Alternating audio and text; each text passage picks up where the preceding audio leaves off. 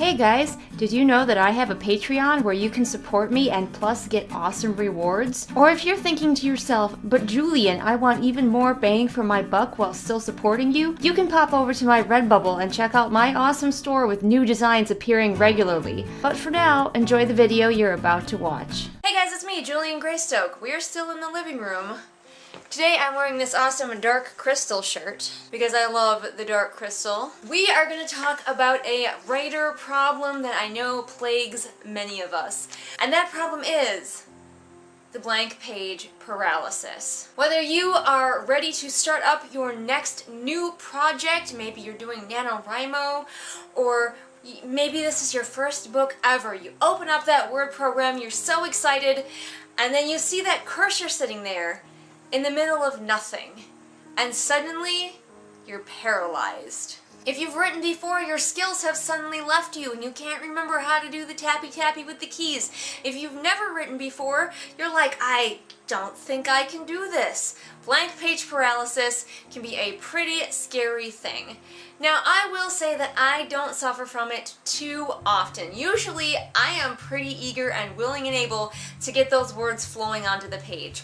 But I do have some strategies for those who are suffering from blank page paralysis, how to maybe get the wheels turning and get you going on your project. So the first thing to do is to maybe unlock your hands. Something that a lot of people I don't think about is how much of writing is involved with muscle memory in your hands.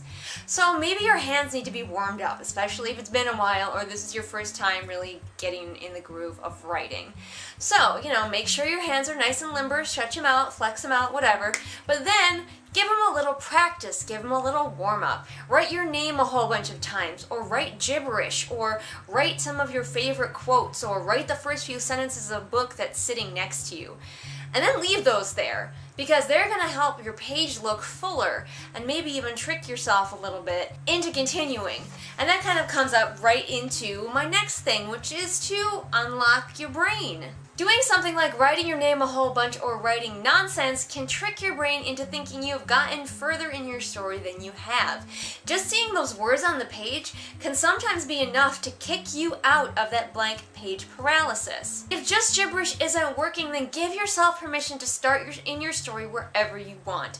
You don't have to start at the beginning. There are no rules. So go ahead and start writing a scene that you're really excited about. You don't even have to finish that scene. Maybe it's just to get yourself in the groove. You could leave that scene a stub and go on to writing the beginning of your book or whatever you want to do. It's just something to get you out of that paralysis and really kick you into your writing frame of mind. And finally, I just have one last little tidbit of advice, which is about starting a story.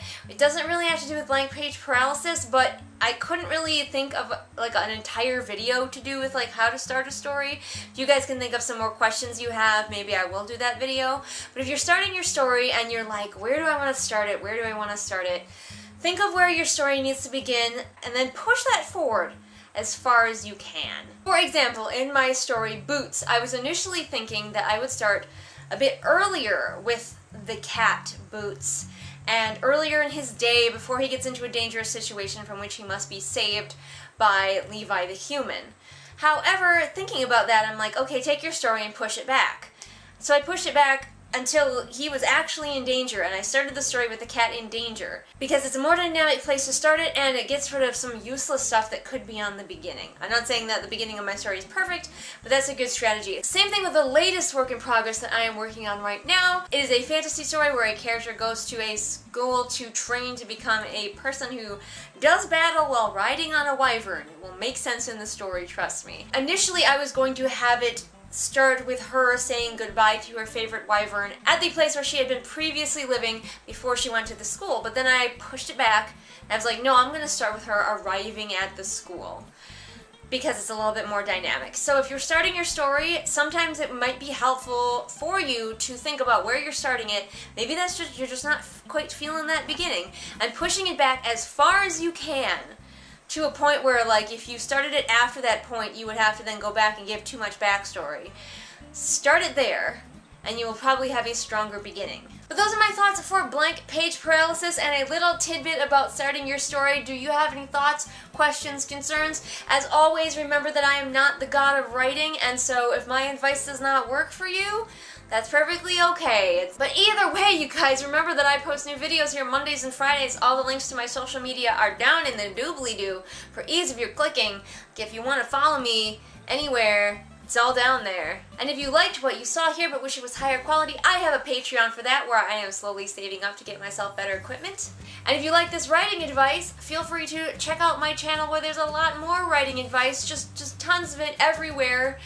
So go check that out if you're interested. And I will see all of you again next time with whatever it is I happen to be doing next time. Bye! Hey everybody, it is shout out time. Time to shout out to my amazing patrons, Kim, Sarah, Sabby Panda, Lisa, and Amanda. Wow, that's so many great people who are helping me out and supporting me. If you want to be awesome like these amazing people, then you too can join them and become a patron over on my Patreon.